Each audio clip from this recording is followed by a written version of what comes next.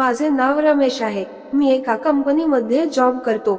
आधी मी लहान मुलाचे क्लास घेत होतो, पण मुले जास्त नव्हती आणि माझा खर्च निघत नव्हता. त्यामुळे मला ते बंद करावे लागले. त्यानंतर मी जॉब पाहिले आणि जॉब करू लागलो. मी भाड्याने घर घेऊन राहत होतो. मी इथे माझ्या कामासाठी एकटाच राहतो. माझे कुटुंब गावी राहते होते. येथे राहून मला जवळपास 4 वर्ष झाले होते. खूप जण मला येथे ओळखत होते, पण माझा संबंध जास्त कोणाशी नव्हता. फक्त कामापुरता बोलणे एवढेच होते. माझ्या घरच्या एक घरासमोर एक भाऊ राहत होता.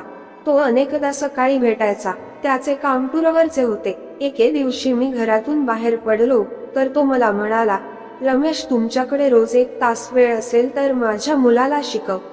मी म्हणालो, मी तुम्हाला विचार करून सांगतो. तो ठीक आहे म्हणाला. तसा मी संध्याकाळी मोकळाच होतो. असाच कामात 1 आठवडा निघून गेला. त्यानंतर मला तो भेटला तर मी म्हणालो, ठीक आहे, मी तुमच्या मुलाला शिकवायला तयार आहे. तर तो हसला आणि माझे आभार मानले. तो म्हणाला, मग केव्हापासून सुरुवात करत आहे? मी म्हणालो, उद्यापासून. मी त्या दिवशी संध्याकाळी 7 वाजता मी त्यांच्या घरी पोहोचलो. त्याने मला हॉलमध्ये बसवले आणि आपल्या मुलाला हाक मारली आणि आपल्या मुलाला म्हणाला, यश, बघ कोण आले आहे. त्यानंतर तो आणि त्याची आई हे दोघेही बाहेर आले. त्याची आई पाहायला छान होती. मी त्याला त्याचे नाव विचारले तेव्हा त्याने मला त्याचे नाव यश सांगितले आणि त्याच्या शाळेबद्दल सांगितले. आम्ही थोडा वेळ एकत्र बसलो, सामान्य गोष्टींबद्दल बोललो. त्यानंतर मी माझ्या घरी परतलो. दुसऱ्या दिवशी सकाळी ऑफिसला गेलो आणि 7 वाजता मी यशच्या घराची बेल वाजवली. आता तर त्याच्या मम्मीने म्हणजे पल्लवीने दरवाजा उघडला आणि मला आत बोलावले. मी बसलो. नंतर मला पाणी दिले आणि चहा बनवते म्हणाली. तर मी ठीक आहे म्हणालो. मला पल्लवी शिवाय घरी कोणी दिसले नाही, म्हणून मी विचारले, यश कुठे आहे? तर ती म्हणाली, तो त्याच्या खोलीत झोपला आहे. त्यावर मी विचारले की तुम्ही त्याला का नाही उठवले? तर म्हणाली, मला वाटले कदाचित तुम्ही आज येणार की नाही. नंतर तिने यशला उठवले आणि मी त्याला शिकवायला सुरुवात केली. जवळपास 1 तास शिकवले आणि येताना मी म्हणालो, मी चाललो आहे. ती म्हणाली, उद्या येणार आहे ना? मी हसलो आणि म्हणालो, हो ना, आता मला रोजच यावं लागेल. दुसऱ्या दिवशी मी आलो तर यश बसून होता. मी विचारले, अरे, आज झोपला नाही? तर पल्लवी म्हणाली, तुम्ही येणार आहे तर त्याला तर झोपवले नाही. नंतर मी विचारले, यशचे पप्पा दिसत नाही? तर म्हणाली, ते रात्री येतात आणि टूरचे काम असल्यामुळे जास्त बाहेरच असतात. नंतर तिने रोजच्या प्रमाणे मला चहा दिला आणि मी त्याला शिकवू लागलो. असेच 10-15 दिवस निघून गेले आणि पल्लवी पण थोडी माझ्यासोबत मोकळ्याप्रमाणे बोलत होती. एकदा मी त्याच्या घरी गेलो तर यश झोपला होता. मग मी विचारले, उठवा त्याला. तर ती म्हणाली, त्याला सर्दी असल्यामुळे त्याला बरं नाही वाटत आहे. मी म्हणालो, ठीक आहे, झोपू द्या त्याला. नंतर आम्ही बोलू लागलो. मी तिला विचारले, यशचे पप्पा नसतात तर तुम्हाला कसं काय गमते? बोर नाही होत का तुम्हाला?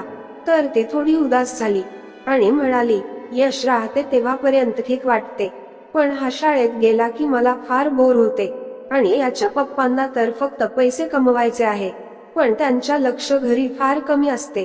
ते अर्धवटच बोलली, पण मला तिच्या नाराज होऊन समजून आले होते की ती आपल्या मनात फार गोष्टी लपून बसली आहे. मी म्हणालो, जाऊ द्या, यश असतोच आणि शाळेला त्यानंतर मी पण येतोच, तर तुम्हाला बोर नाही होणार. ती माझ्याकडे पाहून हसली आणि म्हणाली, ठीक आहे.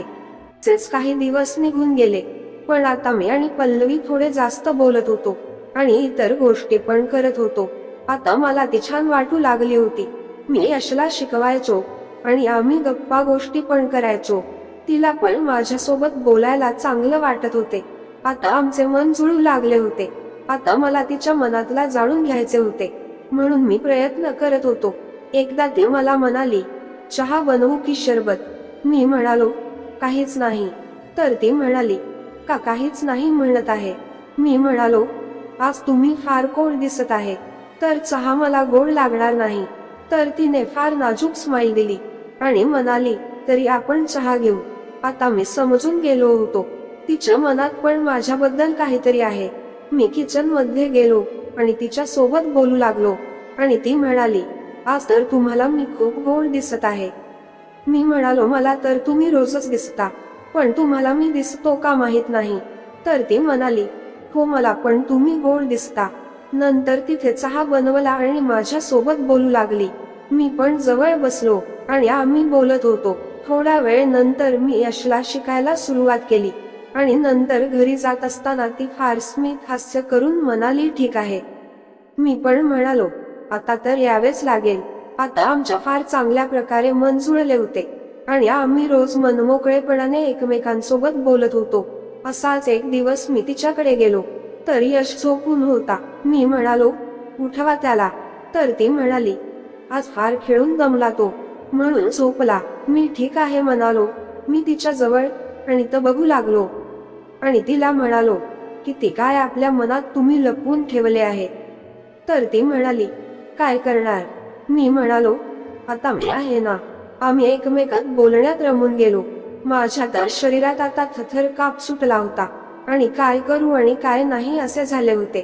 ती फार आनंदात दिसत होती आणि मला तर आनंद होतच होता. आम्ही या प्रसंगात फार दूरवर गेलो होतो आणि ती पण प्रतिसाद देत होती. असेच आमचे सुरू होते आणि खोलीतून यशचा आवाज आला. नंतर मी त्याला शिकवायला सुरुवात केली आणि ती आपली कामे करू लागली. मी पण माझे शिकवण झाल्यावर जाताना तिला म्हणालो, मी चाललो आहे. तर ती हसली आणि म्हणाली, ठीक आहे, या उद्या.